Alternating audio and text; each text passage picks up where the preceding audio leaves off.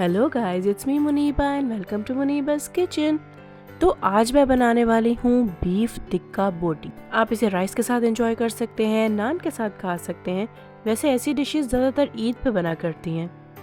बहुत ही फ्रेश और टेस्टी बनता है ये। आई होप आपको रेसिपी बहुत पसंद आएगी। तो चलिए स्टार्ट करते हैं। तो सबसे पहले ले लेते हैं 1 green pepper, 2 teaspoon of lemon juice और 1 tablespoon of garlic and ginger paste. आप इन सब चीज़ों को अच्छी तरह से ग्राइंड कर लीजिए, पीस लीजिए। और लेमन जूस मैंने इसमें इसलिए ऐड किया है क्योंकि ये बीफ की जो स्मेल है उसको बिल्कुल ख़त्म कर देगा। अब आती हूँ बीफ की तरफ, जो कि मैंने लिया है 2 पाउंड्स और ये बोनलेस बीफ की क्यूब्स हैं। अब मैं इन सब चीज़ों को अच्छी तरह से मिक्स करती हूँ और कवर करके 30 मिनट्स के लिए साइड पे रख देती हूँ। इतनी देर में हम अपना गरम मसाला या ड्राई इंग्रेडिएंट्स जो हम इसमें डालने वाले हैं उनको हम पीस लेते हैं, जिसमें है 12 हरी इलायची, 1 बादियान का फूल, 1 टेबलस्पून ज़ीरा और तकरीबन 10 से 12 लौंग। इन सब चीज़ों को अच्छी तरह से पीस के एक पाउडर बना लीजिए।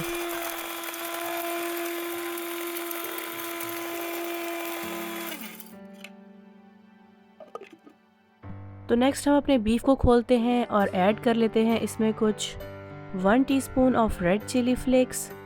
अगर आप ज़्यादा स्पाइसी खाना पसंद करते हैं तो अपने हिसाब से ज़्यादा डाल लीजिएगा। 1 टीस्पून धनिया पाउडर, 1 टीस्पून लाल मिर्च, आधा कप दही का और वो सारा गरम मसाला जो हमने ग्राइंड करके रखा था। इसके बाद ऐड कर लीजिए कुछ फ्रेश धनिया, जो कि तकरीबन मैं हर डिश में डालती हूँ क्योंकि इसकी खुशबू बहुत प्यारी लगती है मुझे। अब डाल लेते हैं इसका लास्ट इंग्रेडिएंट, जो कि है 2 टीस्पून ऑफ सॉल्ट। अब इन सब चीज़ों को अच्छी तरह से मिक्स करते हैं और मैरिनेट कर देते हैं 24 आवर्स के लिए। आप एटलीस्ट 6 आवर्स के लिए ज़रूर मैरिनेट कीजिएगा।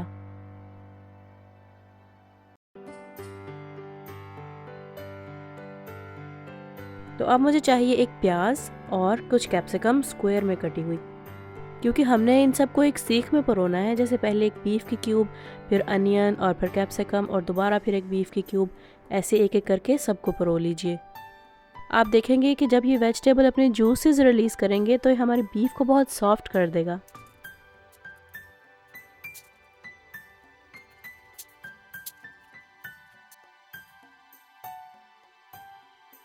तो अब मैं इन्हें अपनी ग्रिल पर रख लेती हूँ कुछ कुछ फासले से।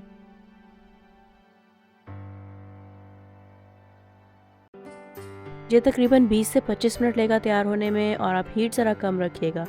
और 10 मिनट के बाद आप एक ब्रश की मदद से कुछ ऑयल इनके ऊपर लगा दीजिएगा। बहुत ही मज़े की बीफ टिक्का बोटी तैयार होने वाली है। और जब तक मैं इसे बना रही हूँ, आप जल्दी से मेरे चैनल को सब्सक्राइब कर लीजिए और कमेंट्स में अपनी फेवरेट डिश ज़रूर लिखिएगा ताकि मैं वो आपके लिए बना सकूँ। ये देखिए, आधा टाइम गुजरा है और इसने अपना कलर चेंज कर लिया है, लेकिन मैं इसे 10 मिनट के लिए और पकाऊंगी। अब बात कर लेते हैं कुछ मौसम की। जैसे ख़िज़ां का मौसम शुरू हो गया है, दरख्त अपने कलर चेंज कर रहे हैं। ऐसे मौसम में बाहर बैठ के बारबेक्यू थिंग्स खाने का बहुत मज़ा आता है। जी, तो अब टाइम है इसके टेस्ट का।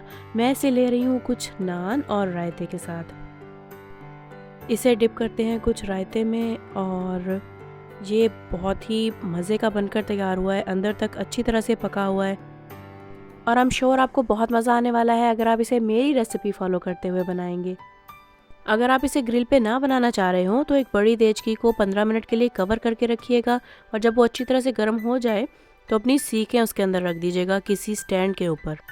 ये आपको बिल्कुल वैसा ही रिज़ल्ट देगा जैसा मैंने ग्रिल के ऊपर बनाया है। अगर कोई क्वेश्चन हो तो ज़रूर कमेंट्स में लिखिएगा। वीडियो को लाइक कीजिएगा, चैनल को ज़रूर सब्सक्राइब कीजिएगा। मिलती हूँ आपसे नेक्स्ट रेसिपी के साथ। Bye bye.